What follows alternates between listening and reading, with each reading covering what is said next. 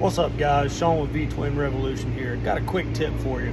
So when you're doing bars on a 07 to 13 touring bike, and in your cable control kit, it comes with these connections to make up. I'm going to show you something that's going to help you out in the long run. So what you want to do is you want to take and you just want to heat this up.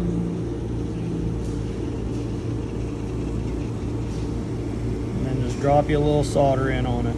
That way you don't have to worry about the connections coming apart later on down the road. All right, so once you've dropped solder in on your joint, you can give it a little tug.